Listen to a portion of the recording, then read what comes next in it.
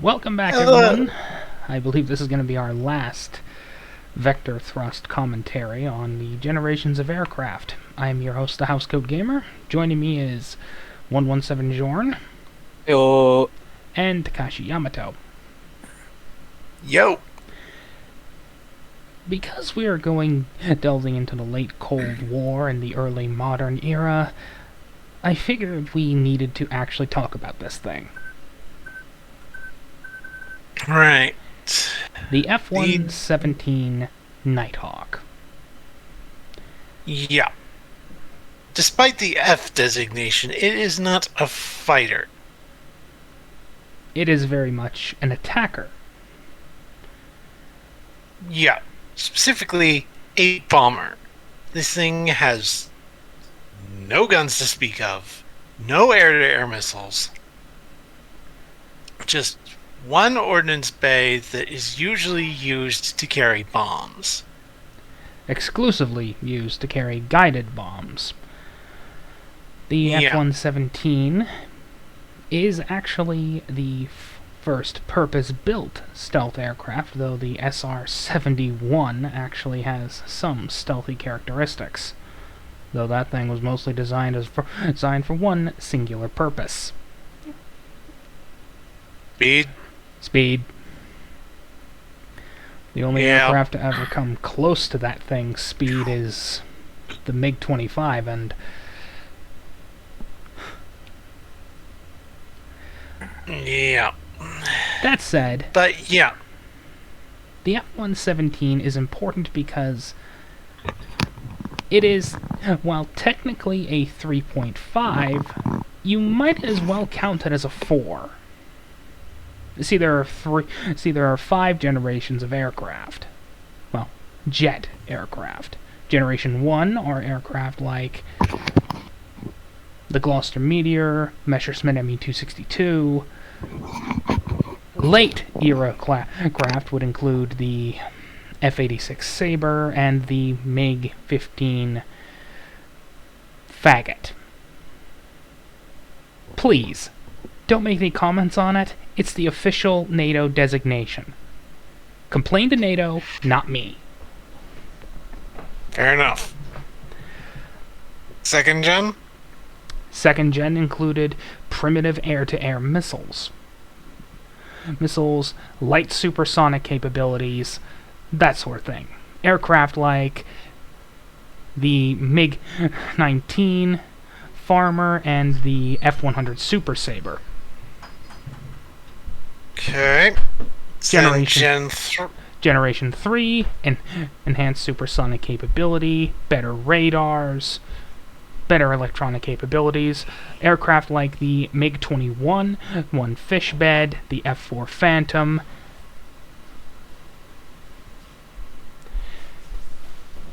Gen 4 gets a little more advanced with better radars, better guns, better avionics, that sort of thing. Yeah. And despite the fact that this is a stealth aircraft, it is technically a Gen 3. Because everything this thing had was literally taken off the shelf, as the Yugoslavians discovered in 1999, when they shot it down. So much for stealth.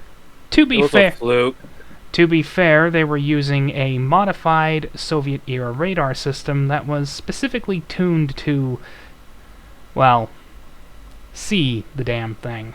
I don't have all the details of how they were able to manage it on hand at this particular moment in time. But they modified the radar so they were actually able to see the damn thing. Computer filters, I think.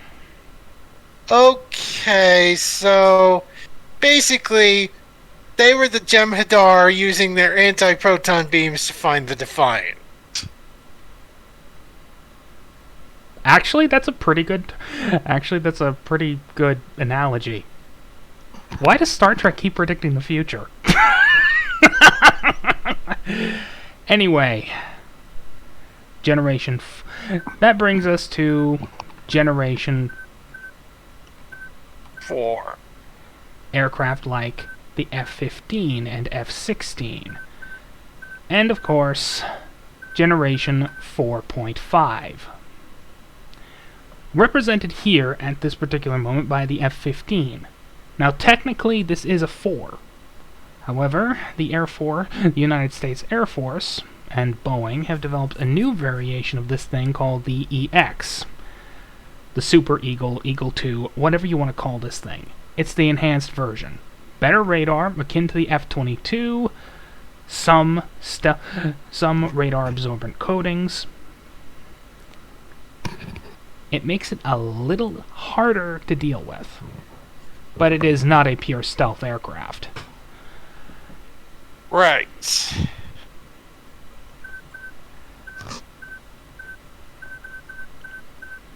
Where is the damn thing? I know it's in here somewhere.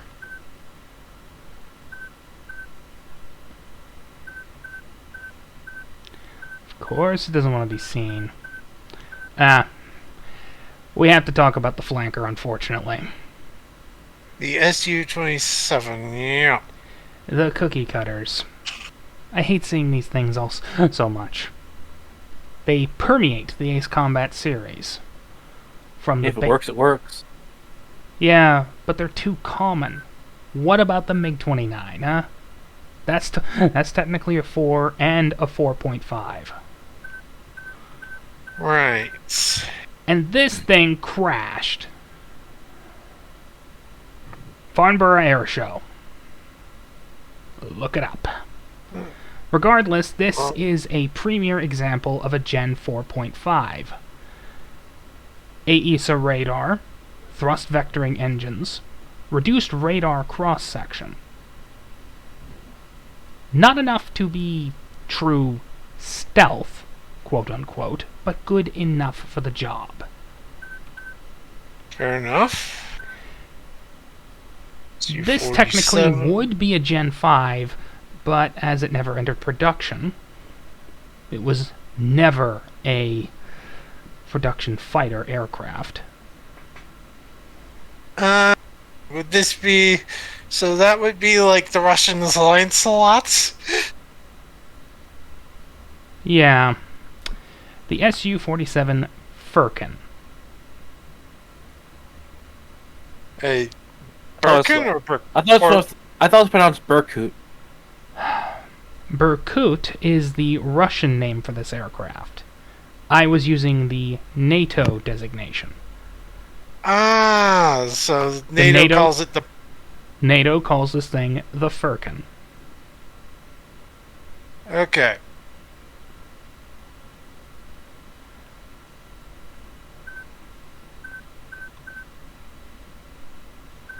Don't... mods. Yeah, he's got quite a few of this. Ah, the MiG-29. All of these have a very nice place in the... These things can all show up in AC. So why aren't they? Now they're... I mean, they do. As just the the basic MiG-29A. So there's a whole bunch of variants that could be used, but they don't use it. They don't use them. Exactly. And this is a Gen 4.5. It has the capability to mount thrust vectoring engines, reduced radar cross-section, mainly paint. You get the idea. Yeah. Now, if the damn thing will even show up... Okay, fine. Okay, fine. We'll do this the hard way. I hate doing it the hard way. The hard way sucks.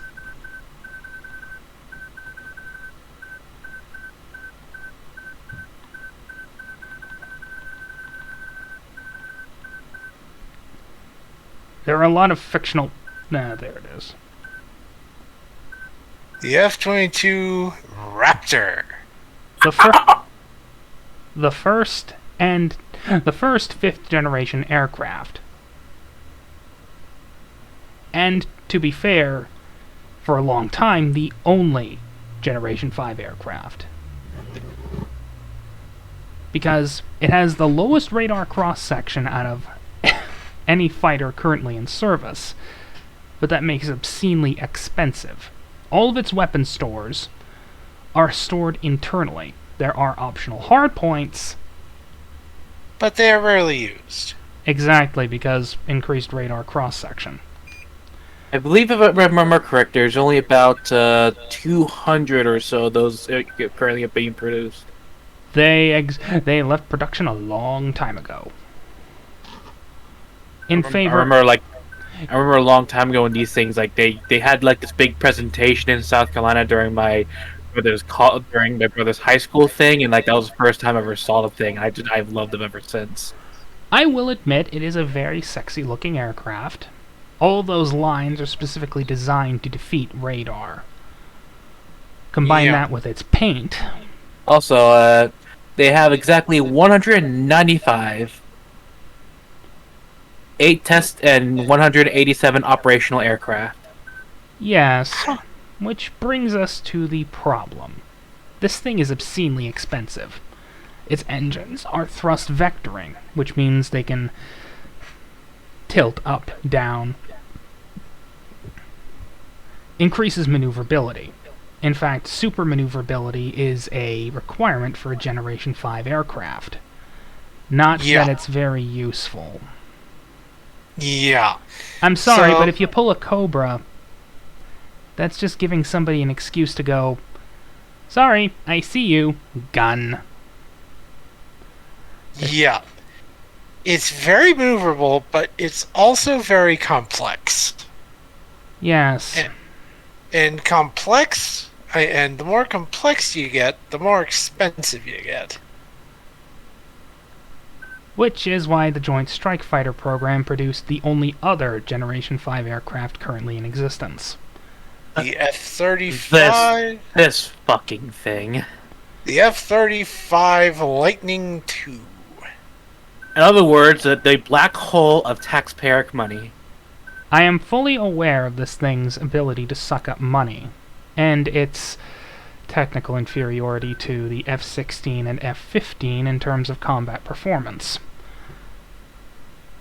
I mean, looking at it and on paper, I love the F-35 because the idea of, like, it's an F-16, but it can also operate like a Harrier jet, which I love that idea. But in practice, it doesn't work as advertised, and they keep throwing more money to try and make this thing work, and they keep trying and trying and trying. And at this point, you'd be better off spending that exact same money just building more F-16s, more F-15s, a bunch of other normal aircraft at this point. Just slap on the same paint being used on the Raptor. It works. Yeah. That said, the F-35B is not available in vector thrust. Gee, I wonder why.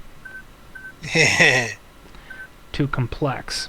And the 35 has 3 subtypes, including the much enlarged C variant, which gets way too much presentation in Ace Combat. Seriously, it doesn't have an internal gun. Yeah. Anyway. These are literally the only 2 Generation 5 aircraft in service. Yep, so... Not exactly. I know, you're going to be mentioning the Raptor clone, the J-20 from China, and the Su-57 Felon. That one. Well, unfortunately, that doesn't really qualify. How does the F-57 not qualify? It's very simple, unfortunately. You'll notice that with the Raptor and this thing, everything is flush. But look at any picture of the Felon in movement, and you'll see bumps. Right. The riveting is not flush, and there are gaps in the paneling, especially underneath in the weapons bay. Right. So gaps equal radar will just bounce off those gaps. It is not a true stealth aircraft. And the air intakes in this thing, once you open the weapons bay, you see a little bit inside the aircraft's weapons bay. You'll notice that there's a bit of a... AWACS here. Call sign P-Sign. I will be directing combat operations Oh. for you and all our allied aircraft on this mission. a little bit of All obfuscation. air defense forces in and around the Gansu Air Base.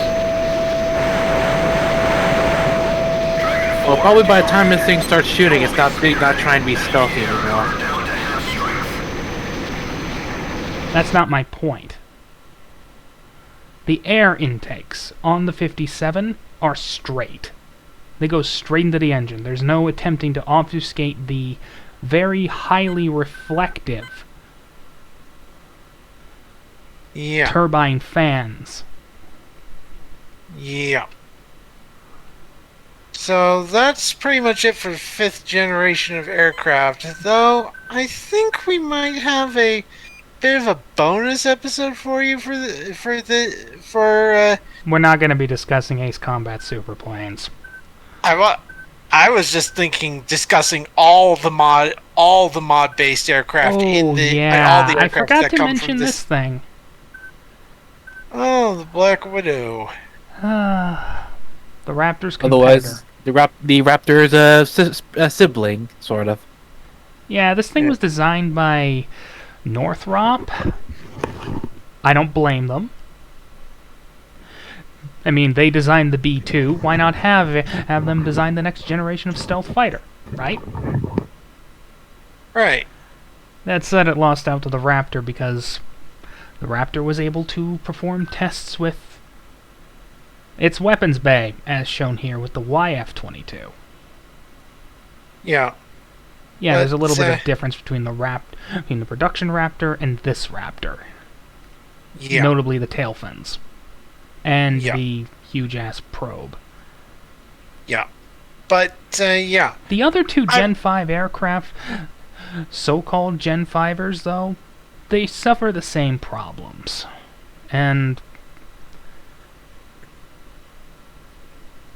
I don't blame the designers. I'm pretty sure they are more than capable of doing their jobs.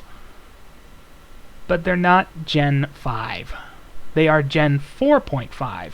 Credit where it's due. They're more than capable of being 4.5.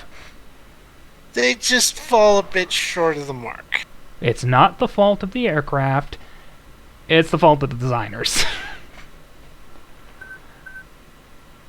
Yeah. Yeah, this thing never entered production.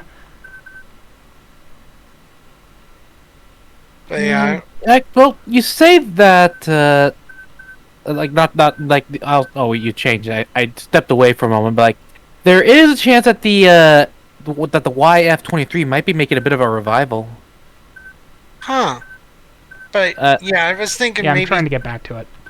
Yeah, go Right. back to it real briefly. I'm Because trying to get back to there was it. actually some talk, like, back in like, what was the year, like a while ago, like after the F-22 like succeeded in the test, they actually were thinking of like turning the YF-23 into like sort of like a fighter bomber sort of thing to help with long range support, but that didn't fall through. But I'm sure you guys are familiar with the Mitsubishi X2 Shinshin, right? Yes, the Japanese Raptor clone. It might have... in fact, it doesn't really look like a Raptor when you think about it. Like, when you really look at it, it looks like it takes more after the F-23 than it does the 22.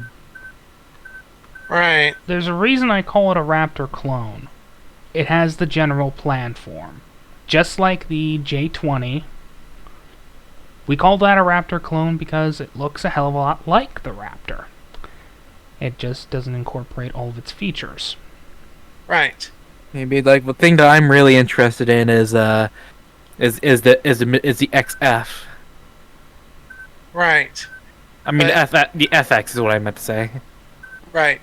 But yeah, I was thinking we could do like a quick look through of all the different mod aircraft in this game. The ones added by mods, just to show people what's been added to this game. And Yeah, I kind of wish the modding community would actually return and make this thing better. Yeah, fair enough. But yeah, let's see what some of the let's see what some of the modders made for this game. Oh, what the hell? We have time.